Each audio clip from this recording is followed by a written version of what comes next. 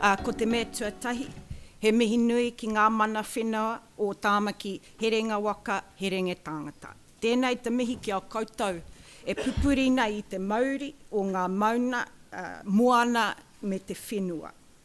Tēnei te mihi ki Ngāi ki tāmaki, the Ngāi Nation, ko koutou.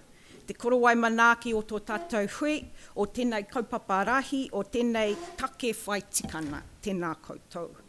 Ki te tini mate, e rere atu ki he waiki nui, he waiki roa, he waiki pāmamao. Ka tangete ngākau, he murimuri aroha mō koutou.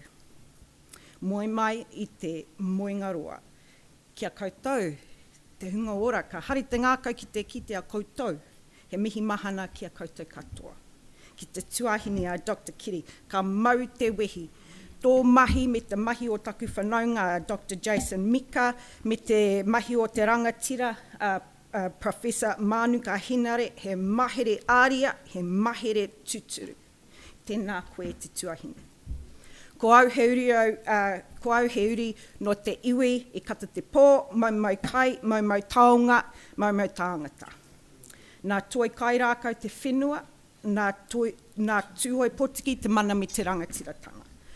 Ko au te kaiwhakahaere matua o te Social Innovation Department, the Southern Initiative, the Western Initiative, kai te kaunihira o tāmaki makaurau, he mahi whakahonore tērā.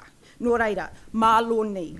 Whakalofa lahi atu ki o rāna, ta lofa lava, mālo e lelei, ta lofa Nisa Bulavanaka, noa ia, Māori, tēnā koutou katoa, and warm Pacific greetings. Thank you to Amotai for allowing me this pulpit, and I'm so thrilled to see so many of you here. It's been a really rough couple of years. I've got the privilege of leading the social innovation team at the Auckland Council, and we're in the business of radical social and economic transformation. Our job is to support South and West Auckland communities to become more prosperous places where tamariki and whānau thrive, through economic development that is just, inclusive, circular and regenerative by nature, and where the benefits are equitably shared.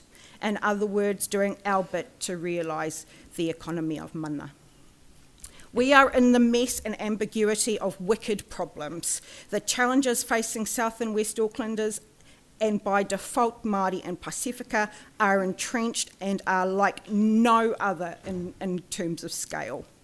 There are multiple causes and effects, and there is no silver bullet. South Auckland is the perfect illustration of a tale of two cities. This investment, job, and industry-rich part of Auckland is perversely home to our largest city's poorest outcomes, because the benefits of these investments, jobs, and industries leak out of our communities, and the prosperity is not shared equitably. That's why our work must be disruptive of the status quo of public policy failure and market failure, or indeed markets working exactly as they were designed to. Amotai and supplier diversity is one of our flagship initiatives, but the way in which we have always thought about supplier diversity is that it is a movement for an economy that serves ordinary people and enhances and upholds the mana of te taiao, rather than constantly extractive of brown labour and our natural resources, resulting in a climate emergency and our social fabric and social contract frayed, strained, and inching ever close to breaking point. For us, supply diversity has never been about making the best out of a winner-takes-all capitalism, or reproducing dead-eyed capitalism, but with a brown face. We have always strived for it to be a tool, one of many tools, in service of the economy of mana. Our social procurement journey started in 2012 when it was first proposed in the draft Community Development Action Plan for Auckland Council. A couple of years later, the Mayor's Office, and I was part of this group, wrote the procurement strategy and procurement policy, which was then passed by our governing body. And my colleagues in Waste Solutions, they were the first cab off the rank with their resource recovery centres, and they've been doing awesome things ever since. In 2015, when I joined the Southern Initiative, I started the arduous journey of advocating for social procurement to become the BAU approach to how we bought things in South Auckland. After 300 hours of schlepping around my colleagues and a lot of passive-aggressive pushback, I had only achieved a small but perfectly formed contract for Stepping Stones, a community-led enterprise in Manurewa. But that all changed in 2016 when I met Dave Colquhoun. Dave, are you here? Oh, okay, he's normally here. But and I met Dave Colquhoun, who is the manager for infrastructure procurement at Auckland Transport, and we have never looked back since. And I just want to acknowledge Dave's role in our journey and how critical he has been.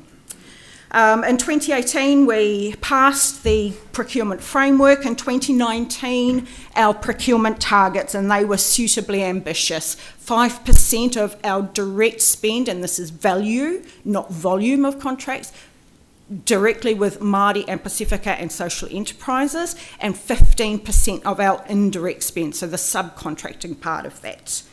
And in 2020, we're in the middle of a pandemic, we launched Amotai. And then later, the government introduces its progressive procurement target. Over the course of our summit, you will see, hear, learn and share strategic, tactical, pragmatic and experimental actions in supplier diversity. But since I have you captured here, I want to ensure that everyone leaves this free, knowing and feeling the whakapapa of supplier diversity, because I hope you will see that all of us here are engaged in something that is bigger than just transactions. The whakapapa of supplier diversity is full of brutality, hatefulness and sorrow, but what shines through is the tale of hope and courage. We pick up the story in 1955 with a 14-year-old African-American boy called Emmett Till. Emmett lives in Chicago with his mum, Mamie, but in the summer he goes down to his whānau in Mississippi for holidays. Him and his cousins go to a local grocery store to buy 2 cents worth of bubblegum. Allegedly, as the boys exit the store, Emmett calls "Bye baby" over his shoulder to the owner, a white woman named Caroline Bryant. This was enough to lead to his brutal murder at the hands of Bryant's husband Roy and his half-brother, who that night burst into Emmett's uncle's home, dragged this child from his bed, beat him to the point of disfigurement, and shot him before tossing his body into the Tallahatchie River with a large fan attached with barbed wire laced to his neck to weigh him down. The 2 perpetrators maintained their innocence and were acquitted by an all-white, all-male jury. They later sold their story for $4,000 to a magazine bragging about the murder. The woman in question testified in court that Emmett had grabbed her and had used vulgar language. At 82, some 60 years later, she confessed that she had lied about this entire event. Emmett's bloated and unrecognisable body was found 3 days later. Mamie, Emmett's mum, fought for her son's body to be returned to her, as the local authorities had wanted to bury him immediately in Mississippi. But Mamie refused to give in, and her child was returned to her in Chicago. Mamie insisted on an open casket at his funeral services, which were attended by 50,000 people and chronicled by Jet magazine. The photo of a smiling, happy child with his mother earlier that year, alongside a photo of his mutilated corpse, horrified the nation and became a catalyst for the burgeoning civil rights movement. 100 days after Emmett's murder, Rosa Parks refused to give up her seat to a white passenger on a Montgomery City bus and was arrested for violating Alabama's bus segregation laws. A popular story is that Rosa was tired after a long day of work, but this isn't true. She was thinking about Emmett and she was compelled to make a stand, or in this case, to take a seat. Rosa investigated and organised protests against the rapes of black women. She was not a woman who tired. Whilst Rosa became known as the First Lady of Civil Rights and the mother of the freedom movement, and in later years received national recognition, she suffered for her act. She was fired from her job and received death threats for many, many years afterwards. There are so many other heroes in this whakapapa, but Dr. Reverend Martin Luther King was its most famous face. On the 8th anniversary of Emmett's murder, Dr. King delivered his famous I Have a Dream speech. But my favourite quote of Dr. King's is from his Norway speech. You see, the civil rights movement did not simply advocate for access to economic opportunity, it wanted a different type of economy. Emmett inspired the civil rights movement, Rosa sparked it, and Dr. King articulated it. And it was Richard Nixon, his presidential order and his Philadelphia Plan in 1969, as a result of the civil rights movement, that gave birth to what we now call supply diversity.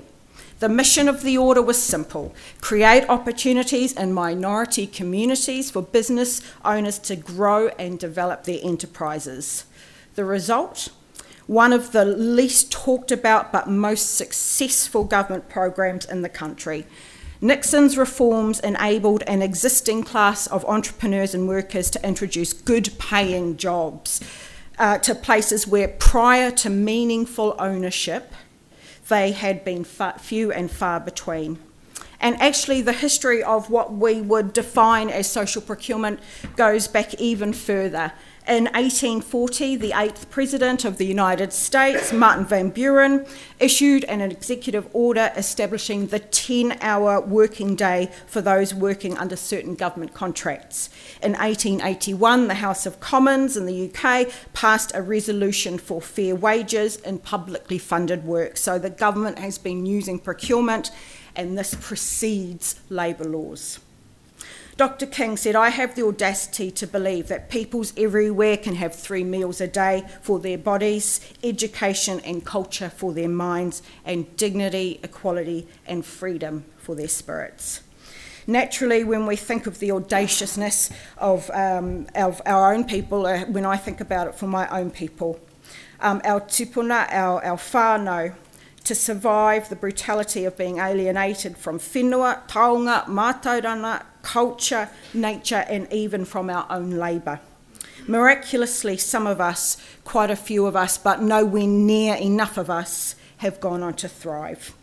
To turn our crisis into opportunity, if we're going to move quickly from imagining something better to really actually having something better, we are going to have to unleash the audacity that is in our DNA, that audacity that led our tipuna to sail 1/3 of the world's oceans to settle the Pacific, and all those thousands of years ago.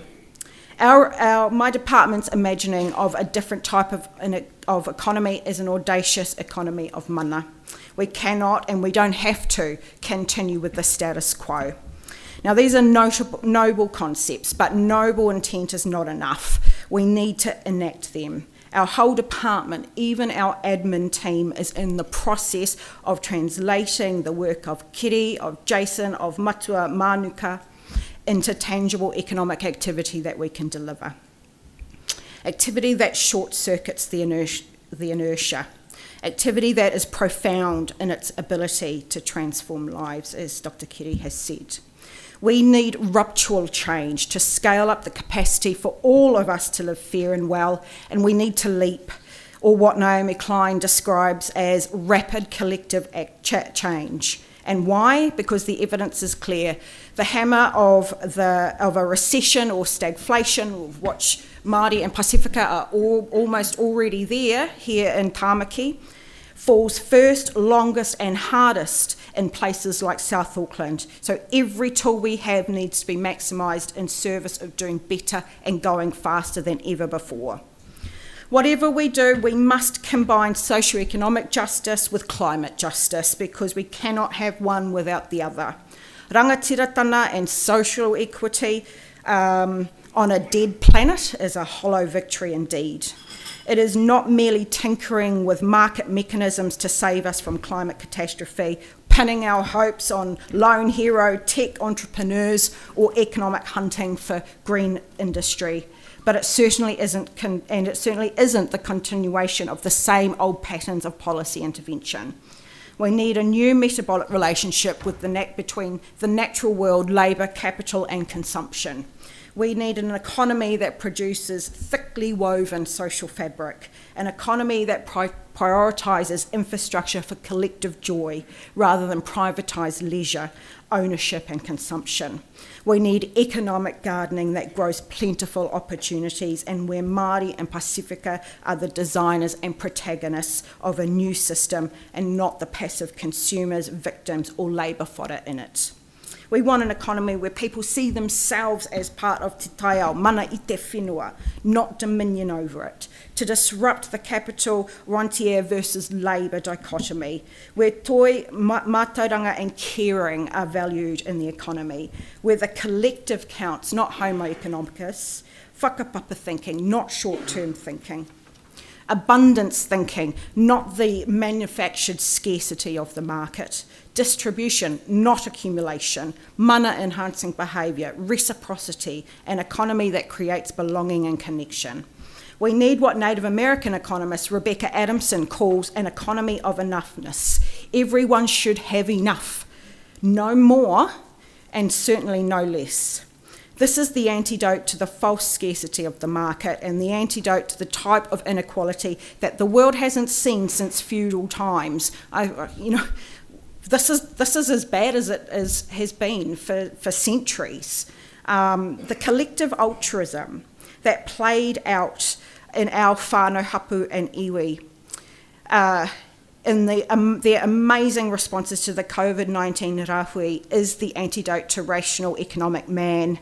We need productivity for human dignity to replace the idea of never-ending extraction for unending growth. But the real question is, who gets to decide what the purpose of the economy is? What are the rules of the game, and for whom? It's not those at the hard end of the economy, those farthest from influence and resources. You cannot have shared prosperity, you cannot have a new economy, a better economy without shared power. An economy that enhances mana, dignity, mana motuhake is possible, but we have to have the will to move to it. So what? These are fine, fighting words, but again, without action, they're just rhetoric. So how does the economy of mana show up in how we have used the procurement lever? So procurement is often called the boring revolution, but it is a revolution nonetheless.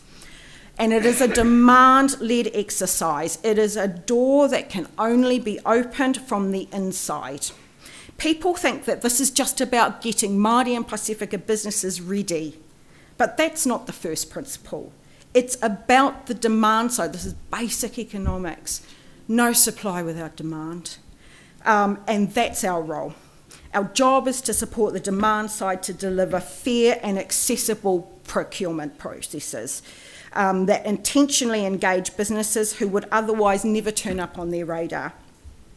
Procurement is a tool, and it is only good as its user. So the capability, willingness, empathy even, of the demand side dictates how everything else pans out. You can do anything, but you can't do everything. So we've chosen to do a small number of things and do them well. We have always focused on quality versus quantity. We set the standard high because we will not collude with the racism of low expectation. An example of this was the wage strategy that were part of the labour market insertions and procurements that we worked on. So there is no mana in minimum wage, to be really clear. So that got translated into the requirements of particular projects. Also, Frey, who is here today, worked on the first contract in New Zealand to have requirements for well-being, including positive mental health. We've done stuff around gender equality and workforce development. We've been involved in, I don't even know how many it is now. I've done at least 50, and I haven't done this for the last couple of years, so it's hundreds of procurements. But what that looks like is can be at any part of the procurement waterfall. But, and I say this all the time, getting something into the sourcing stage, so in the tender, is just 5% of the job. Contract management, where the rubber hits the road, is what matters. We have always approached this kaupapa with an abundance mindset because there is enough for everyone. We have a clear vision of a higher purpose, mana motuhake, dignity, meaning, purpose, agency for the many and not just the few. Supply diversity is a great Trojan horse. For us, this is one way that we can simultaneously address livelihoods, wealth and power. But it has been and continues to be incredibly hard work. When we first started, it was relatively easy to get employment requirements, labour market insertions they're called, and because work is seen as inherently moral and good. But as soon as I started talking about Māori and Pasifika owning the means of production, that was when we started ruffling feathers. Some of our colleagues had very visceral responses to it. Political support was easy. It was the mindset of those in the system that was the challenge. A mindset that valued the false economy of lowest price conforming, so the lowest price, a mindset who only could think of this as an accounting and transactional activity, not a strategic one. And I would just like to acknowledge Ari and all of the team in Amotai for the amazing work that you have done. I know it has been incredibly hard and it has taken personal toll on you. But I want you to know that every day you make us incredibly proud with the work that you do. I'd also like to acknowledge there are two wahine here, Kahu and Frey. They have been part of the ahika, when we first started this kaupapa, incredible, talented experts in this work, and also my colleague Anna Jane Edwards, who can't be here with us today, and also Alex Harware, who has gone back to his haukainga to do the good work.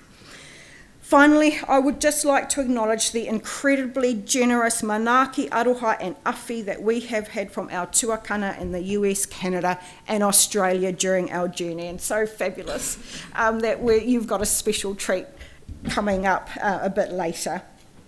One of our kaumātua superheroes are Denise and Bernard Coley from the US, rangatira in the world of supply diversity. You can see them on one of our rangatira live sessions on Amotai's Facebook page, where we also talk about Black Lives Matters and why there is still a connection between supply diversity and civil rights. Bernard was the same age as Emmett when he was murdered and vividly remembers what happened. So it is with gratitude and love for them that I commit the whakapapa of supply diversity to your memory. Me maumahara tātou. Kia ora.